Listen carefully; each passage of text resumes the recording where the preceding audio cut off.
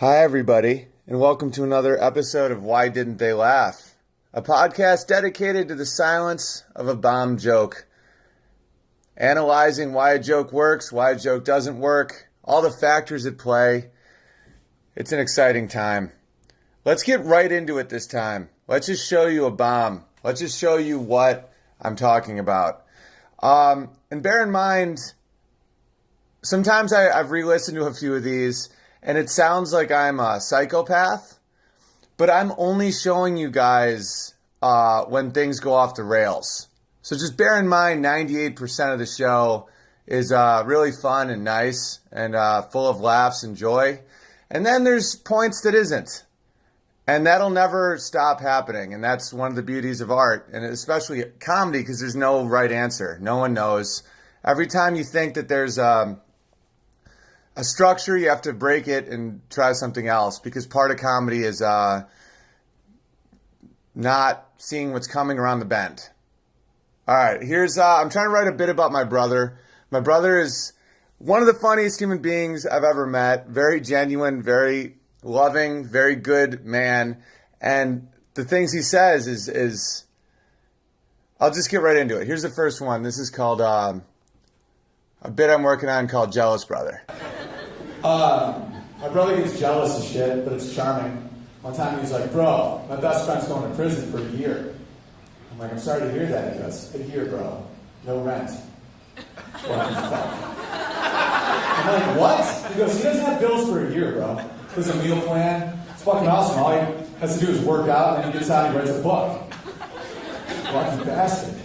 I'm like, bro, you can write a book right now. He goes, nah, nothing to say. I haven't been in prison. One time we're at a restaurant, and he looks out the window, he goes, man, I wish I was deaf. I go, what? He goes, look at that, they can talk through glass. And one deaf guy is smoking, and he's talking to his buddy with sign language, he's still sitting inside, he goes, you can talk through glass, man, I can't do that, I wish I was deaf. I go, dude, you can learn sign language. He goes, no, there's no one I can talk to with, because I don't have any deaf friends.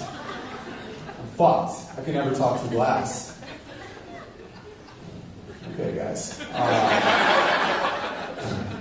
Okay, that's a bomb. It started with laughs because I had just done something that worked. And then by the end, it was the silence we've all come to understand as failure. And a lot of young comics, I don't think, have the confidence, or I guess the dark underbelly of confidence is ego, to give it another shot. I remember when I started comedy, if something bombed like that, I'd be like, oh, that's a bad idea. I'm never doing that again. And I regret that. I wish I still had some of those jokes. I remember them from 10, 15 years ago. I probably could have made them work somehow. Because at this point, I know that's a funny idea, and it's real. And when he does it, it's charming. And so I just know I'm wording it wrong, or I'm being too convoluted. Like, my brother literally he will meet any human and want to be them. And it's just, he gets kind of aggressive about it, but it's so endearing. Like, he could just go into Walmart and be like, why am I a teacher, bro? I should have just been a Walmart greeter.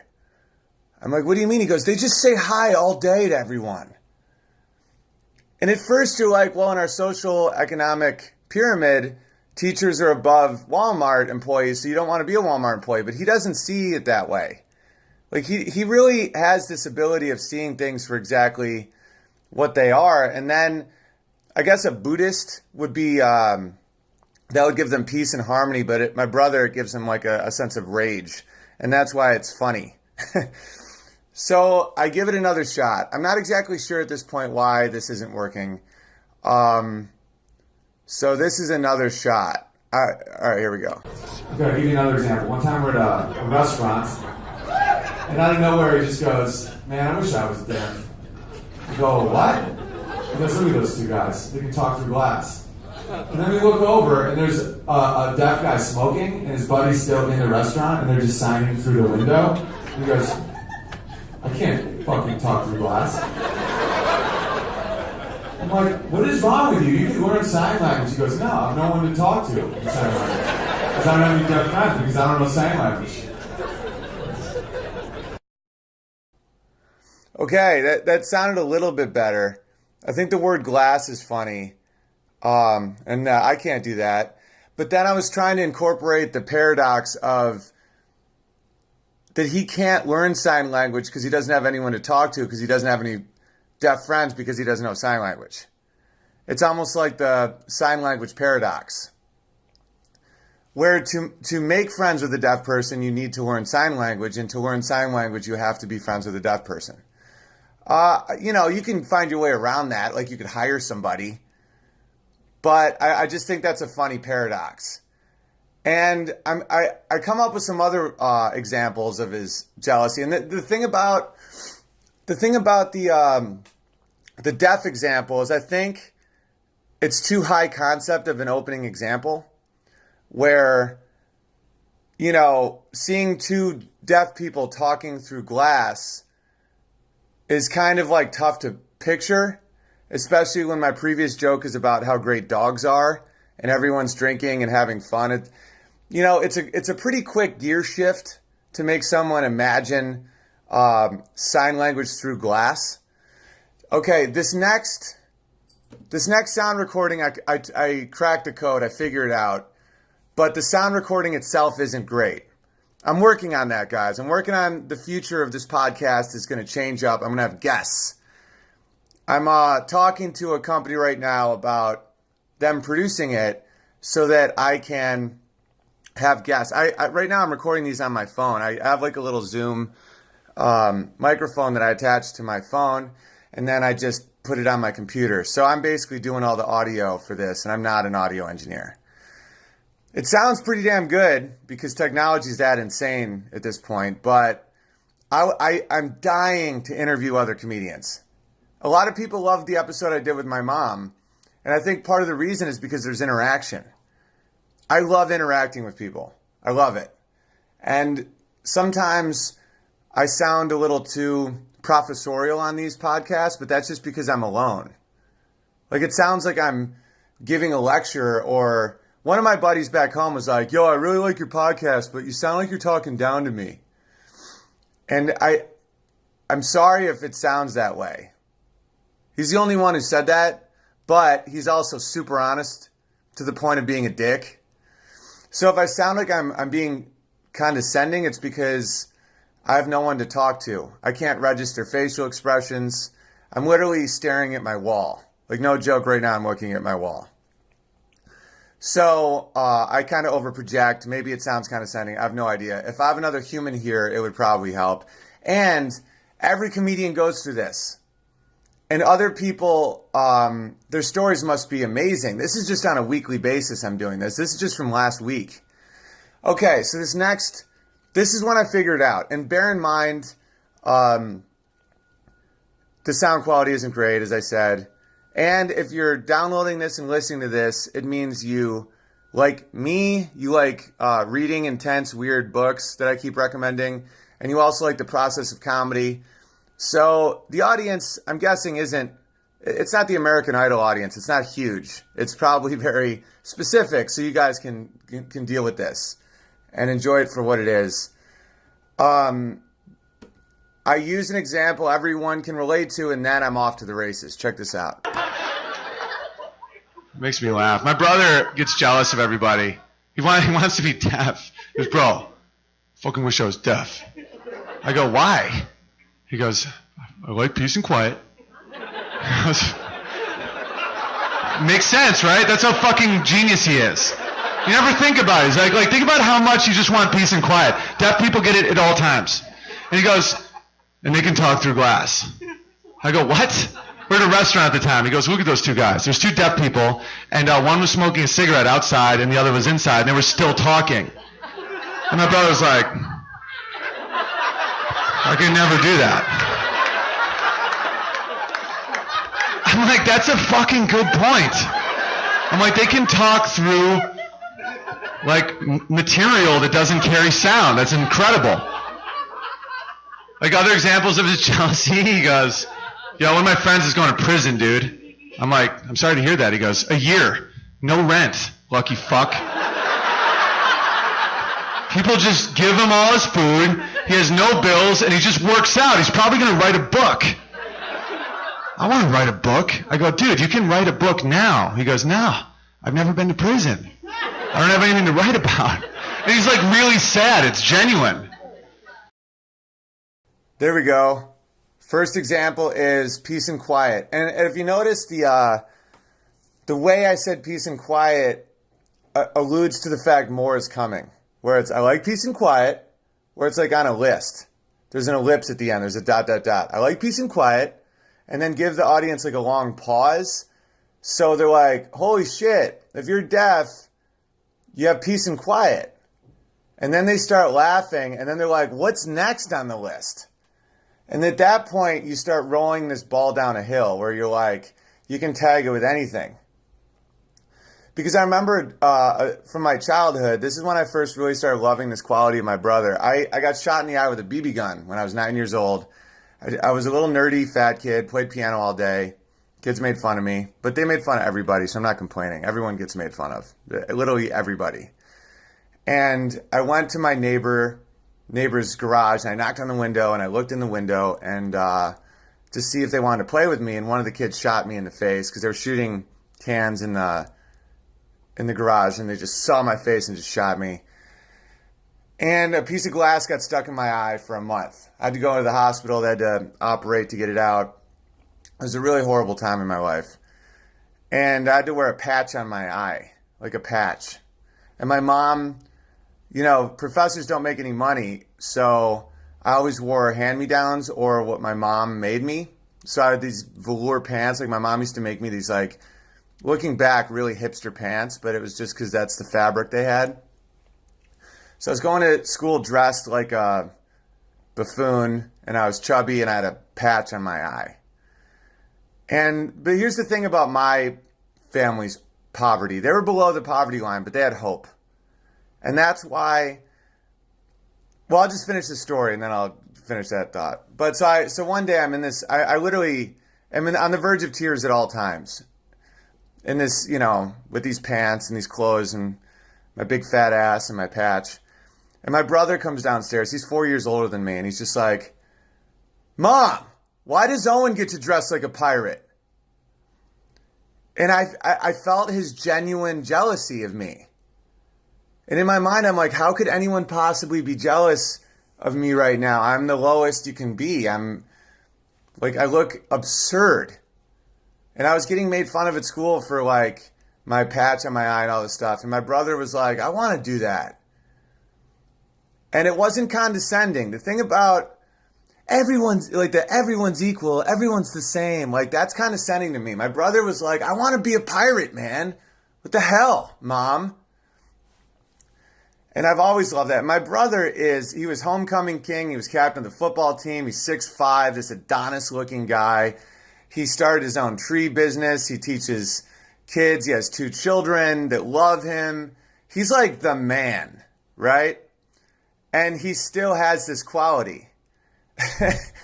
And it's just so funny to me, and it's so genuine, and I always love it about him.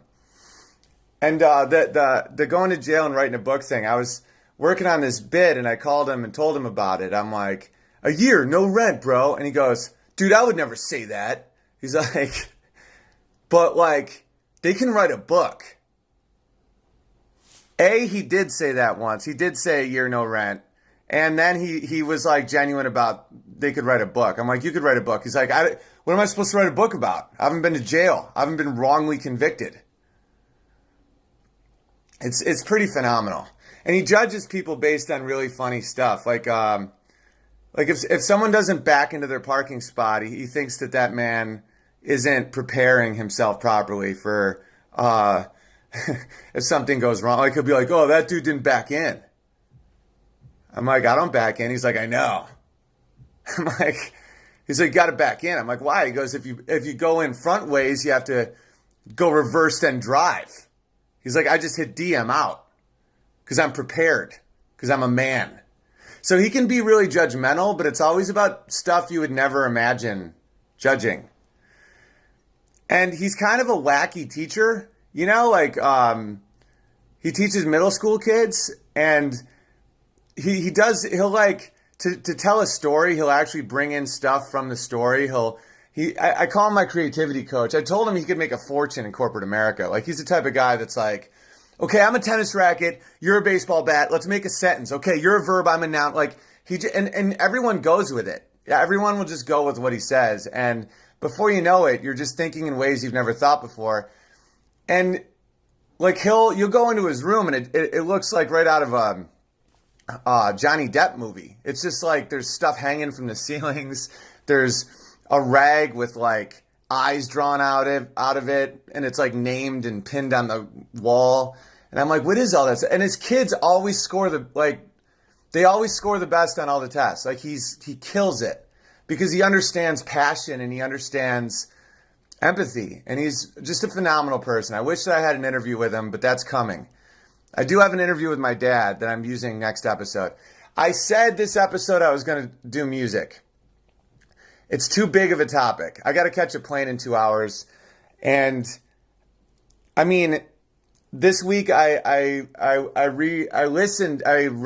the first time I read, and this week I listened to, because sometimes it's really good to listen to books. This Is Your Brain on Music by Daniel Levitin. If you read any book this year, read this book. If you like neuroscience, because he like produced the Grateful Dead and Sting, and he's a music producer who then went on to get his PhD in neuroscience, and now he's teaches neuroscience. I mean, that combination's insane. Sometimes the most knowledgeable and interesting people didn't start off in that field. They go in this field that they don't understand, and they have a different perspective. And this dude is like, he views your brain like how a music producer would view it. And he shows all the different ways that music affects your mind. And it is, I mean, I've been a piano player since I was 2 years old. And so I'm also reading This Is Your Brain on Sex, where this woman tackles how sex and love and hormones and endorphins and dopamine and all these things affect mating and sex and love and all this stuff. That's also phenomenal, only halfway through. And there's so many similarities between sex, music, and comedy that I want to do a whole episode called This Is Your Brain on Comedy. And that's going to require some work on my part. So that's coming in the future. This one, I just wanted to get back to the basic form of the podcast, which is show a joke bomb a little less, and then show it work. And that's what we're doing. And I have something else I want to show you. I want to show you why comedians don't take risks. Because it's scary. Because people get balls. The crowd gets a little confident, and then they can come at you. You know, sometimes showing weakness can be really terrifying. Because I'll show you. Here's me finishing a joke. Here's me finishing a joke about my brother being jealous of deaf people, and it wasn't working. So this is what happened right after in one instance. All right. Got something else. You guys are fucking great. Where's that going? You'll never know. I think communication's important, isn't it? She just goes, now he's going to talk about communication. You got the fucking Roger Ebert of stand-up comedy over here. Okay, you see what happens? You see why sometimes in my podcast I sound really aggressive? Because I'll show you why things get aggressive.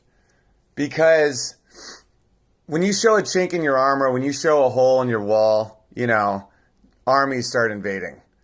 And I try to do my new stuff early in the set now because I don't want the success of jokes I know work to come into play with new stuff. I mean, I have so much respect for Louis C.K. where he will do an hour, scrap it, and start fresh.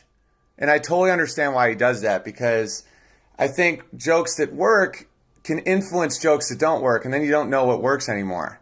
So that's why I try new stuff up top. Like, I'll do one, maybe two jokes that I know work, and then I'll start doing new stuff. If you do new stuff too late, you know, you own the crowd to the point where they'll laugh at whatever you say, and then you learn nothing. I don't have the clout to do what Louis does. I'm not as good as Louis C.K. I can't do what he does. I can't just scrap all my jokes. I slowly scrap them. For me, it's almost like climbing a tree, where I have my hand on the base of the tree, like the trunk, and I'll reach out to new branches, but I still have that trunk. And then over the course of another year, I'll have another hour, but it takes me a full year. And, you know, I just understand why he does it. Anyway, so you heard what this woman said. She said, "How does it end?" And I'd already said the ending. So I said, "You'll never know," just to be funny. And then so communication's important. I just tried to do another thing. She goes, "Oh, now he's going to talk about communication." So at this point, I have to address the rebel coming at the dictator. So this next joke, I don't know if you saw my last hour special, High Five Till It Hurts. It's on Comedy Central. You can get it on ComedyCentral.com. But here's kind of a version of one of my jokes that I know works. I'm going to spare you the beginning. It's about road rage, and it starts with me at a red light. Light turns green. Guy behind me honks for me to go. I choose to just not go to make him late. This is this long story, but I'll just show you how she now becomes part of the show. So I started thinking there's only one horn. Man, that's the only option. We need a second horn that's nice. It's like a nice option. Like, think about how different driving would be if you're at a red light, the light turns green, you just hear, they hit your thank you horn, beep, hop, and go in peace. Then there should be another horn that says, I'm not honking at you, it's the dude in front of you I'm in a situation with. Where you're like, man, someone's like, what? I'm like, no, we're bros. It's that fucking guy. No! It's a yield sign. The yield sign's like the stop sign stoner brother that never got his life together. Like, stop sign's like, stop. You're like, yes, sir. Yield sign's like, stop. I guess, kind of. I'm like, what? He's like, just like slow down a little. I'll fucking know. Just like going to the car. Is that joke good enough for you or not? Yeah, because the joke I was going to do was that joke. When I was like, communication's important, I was going to go into that joke. So at this point, I have a little spite. I have to kind of show her that, because I want to do more new stuff, and I don't want this woman to keep talking. Oh, and by the way, after the show, these people are always happy. Like, I'm not being a dick to them. It's just, you have to address what they're saying. Because in my last episode, the Theory of Almost Everything, the Skeet Skeet episode, you'll hear me be like, you people are morons. They still leave happy. I'm like trying to make everyone happy. But sometimes you have to be good cop, bad cop, almost like in a schizophrenic manner with the crowd. Because this woman's still smiling, or I would just ignore her. But she wants attention, and she's annoying the shit out of me. So I do another bit about... Again, I'll save you guys the beginning of the bit. It's about rock stars, how guitar players always like pump their hips when they play the guitar. And then I'll like even use examples of harp players or lead singers like Radiohead, how everyone pumps, and piano players never get to pump. We just have to sit there and play the piano. We don't get to like move our hips. So I start like moving my hips to classical music, and I'll show you what happens here. Piano players never could do that. You never see a piano player.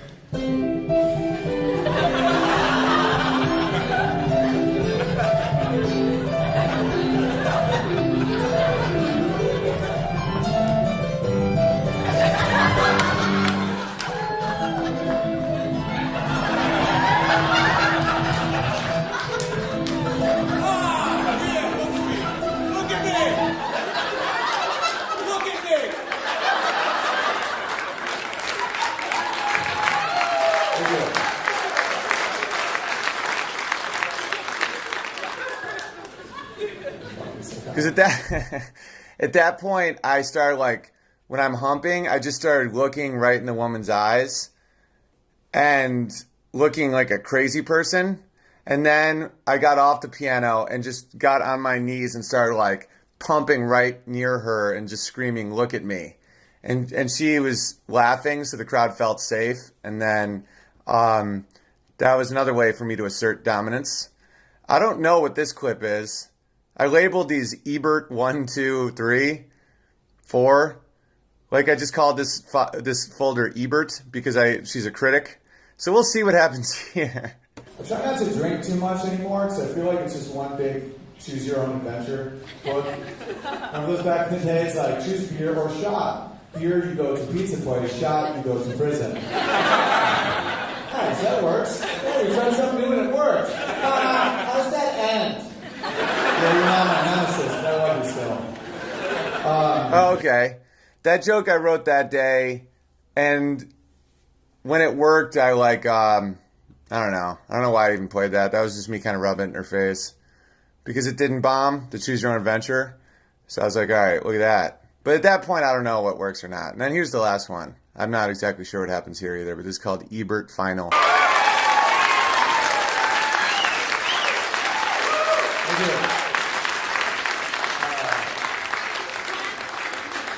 that? So if you kiss me, that's a different comedian. Thank you. That is a good callback if it was me. I know it would work. That's a different human. That was for Oz. Am I not a human? Are you a fucking killer song? Are you human? Or are you not one? I can't engage. It's the early show. What's that? Is what? I wanted an ending to get laid. No, there's no endings. What? Want a different ending? Why? Because this feels crazy. Oh, did you just fucking call me crazy? Call me crazy? I'm gonna call my mom and tell her that you're verbally abusive. Good! Call her! Because that fucking bitch is also crazy. I was in a good mood. Why the fuck am I yelling? I was happy. I just got new pants.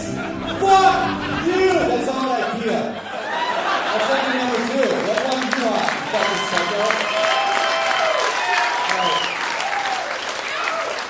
Your own adventure. You want the happy one, the sad one. The guy doesn't have a good way. They could also end up in prison. Okay, a lot happened there. I forgot about that. So I do a joke about soap opera music, guys. It was in my last hour, and it's going to be in this new hour as well. I changed it enough where I can do it again because I really like the joke, and I'm probably going to do it forever. But it's basically a soundtrack between a man and a woman fighting, where the man gets like happy clown music, and the woman gets soap opera music. And male-female brains aren't that different. This whole men are from Mars, women are from Venus shit isn't true. Most of it's cultural, but there is some differences, obviously. But I'm not a comedian that's saying men do this, women do this. It's reality, and I think it does help couples fight. So anyway, I'm doing this whole thing. That was just the very end, and I do it, and it closes great, and it closes happy, where a guy's like, "Tell me the right answer," and it's like, you should know the right answer, and she's like, "Shut up and kiss me." And that was my opener's joke. Faraz Ozell, who's amazing. I take him on the road with me a ton. Super funny dude, look him up. But he does this bit about how if you're having an argument if you say something offensive by accident to a woman, just say, "Shut up and kiss me." Where it's like, I don't know. I'm not going to... I do no justice. Just let him tell it. It's hilarious. So she's doing a callback to someone else. So at this point, I know she's hammered. And then she's like, "You should get laid at the end." And I'm like, "Laid? I'll get arrested." So I just made the ending really dark. But the reason I showed all those clips is to show how much your show can go off the rails if you slip a beat. And that's why comedians don't take risks. That's why comedians will do a set and do it for 20 years, because they don't want that to happen. And, Lou from Caroline's, like 10 years ago, Caroline's in New York, said, "Keep writing." I was opening for Nick Swartzen, and one of his piece of advice, he's this legend, runs Caroline's, was just always keep writing. Because I'll just give you a little tidbit of this new joke, or this new book. But in This Is Your Brain on Music, they discuss the 10,000 hours theory, where you're not a master of anything unless you've done it for 10,000 hours. And someone's like, "What about Mozart?" A lot of people don't realize Mozart's father was the greatest piano teacher in Europe. A lot of these childhood prodigies, quote unquote, child prodigies, they don't come out of nowhere. They're literally practicing 10 hours a day. I practiced piano all day, every day when I was a kid. And my dad sang opera, and my mom played the clarinet, and it wasn't because they made me. I just loved it. And if you go any profession or any art, across the board, you start seeing that it takes 10,000 hours to become a master of something.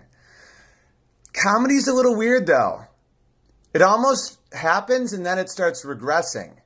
And one of the reasons I read so much and listen to so many books on podcasts or like on audible.com, which is phenomenal, is because I don't want that to happen in my brain.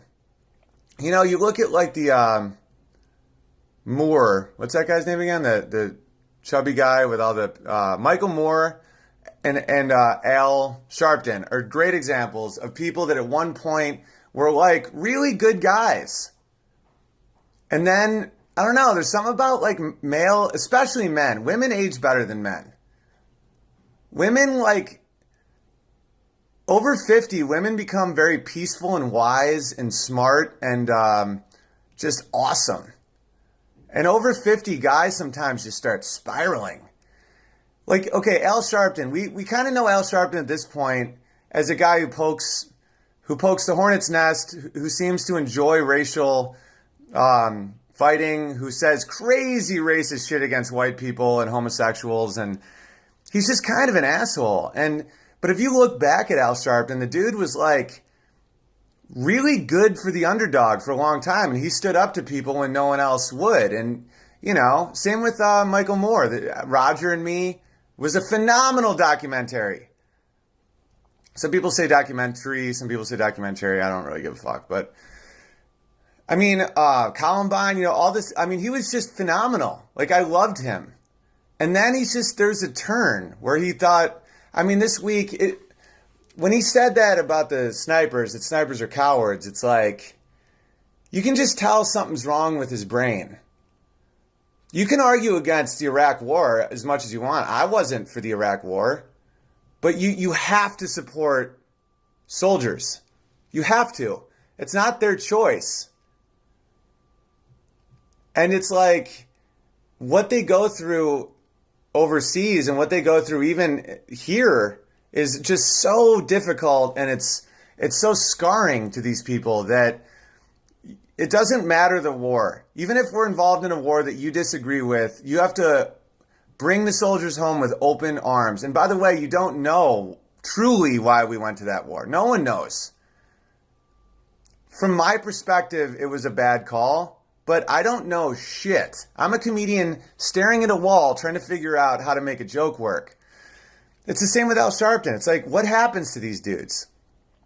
It's like, when is ego... Because ego helps men for so long. Like, ego, everyone says don't have an ego. Ego is fucking phenomenal. Ego is what allows me to say that joke's going to work. Even though they didn't laugh, they will next time, because I'm the man. I'm a legend. I'm a knight. You know? I use the word knight because I want to show just how old this shit goes. I'm a warrior. And then something starts happening where, I don't know, maybe your testosterone has a downtick, or your brain is too pressed in its ways, and you start feeling maybe a fear. Sometimes you see a fear in these great males' eyes that you don't see in women as much.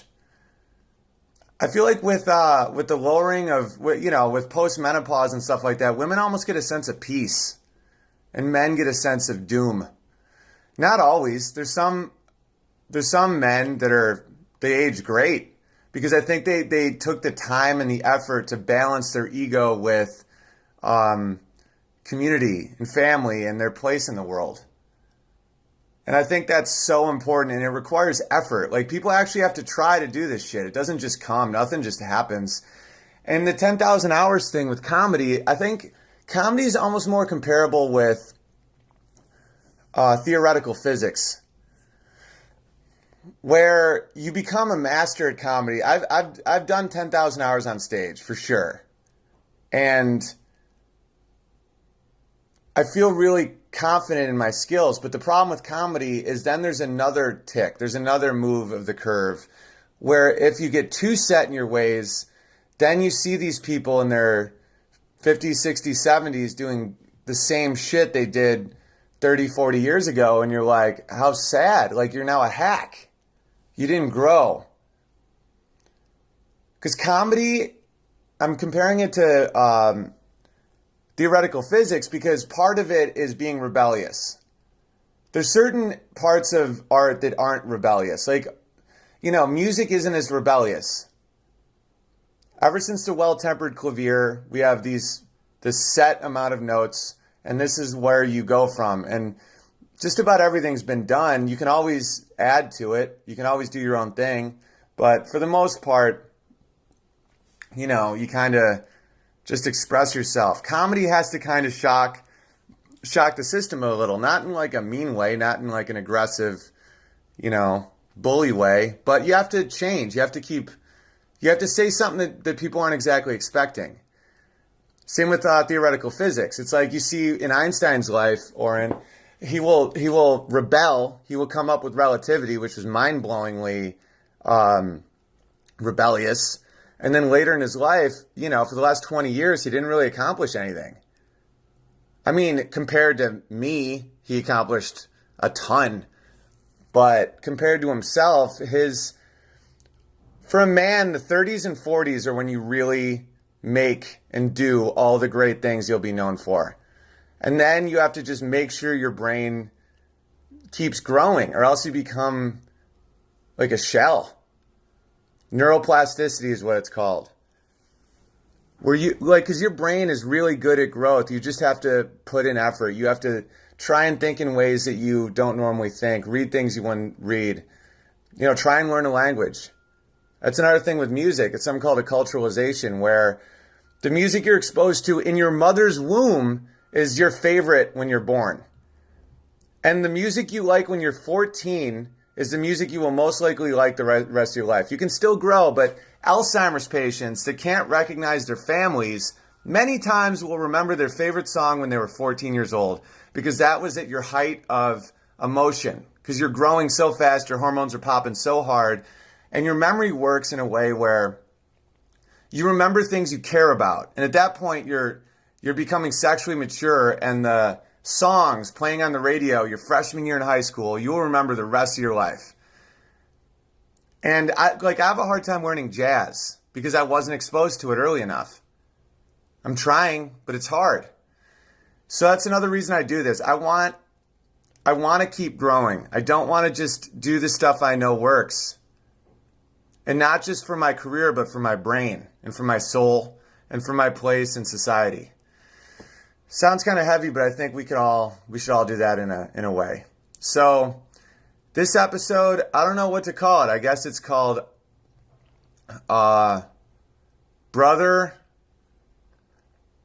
maybe Talking Through Glass. Let's call it Talking Through Glass. Yeah, Talking Through Glass. And that's about it for this one. In the future, this podcast is going to grow, just like I think our brain should keep growing. I'm going to have guests. I cannot wait to talk to other comedians about this stuff, because everyone's stories are so amazing. And the music episode, where I get to do a whole episode just at a piano, probably not with too many crowd clips, just kind of analyze what makes something funny versus what makes something emotional. And we'll all do this together. So make sure you subscribe to this podcast and spread it, because I don't really know how to promote things. I have Twitter, I have Facebook, but I don't really understand how any of that shit works. I still don't truly understand a hashtag. I usually do them sarcastically. And if you don't want to promote it, to be honest, I really don't care how many people listen. I have a few people that listen like religiously to it, and I just enjoy talking to them about it. Maybe down the line that'll change, but I'm really enjoying the fuck out of this. Why didn't they laugh? I gotta walk my dogs again. Oh. It's weird. Have you ever noticed that dogs know when you're finishing with something? Like, as I was like signing off, my dog just stood up. I don't know if you just heard. One of my dogs just like shook like she was ready to go outside. That also happens when you're like, not to be vulgar, but when you're having a wax session. Like, for some reason when you're done with or like sex, when you're doing it, when you're having some sex, your dogs will know when you're done, and then they'll like be like, all right, let's go, you're done now. It's kind of weird how they know shit. All right. You guys rule. Later. Sometimes I will say something that makes the crowd feel good, and they show me they feel good by making this sound. Other times I piss them off. You suck! And they show me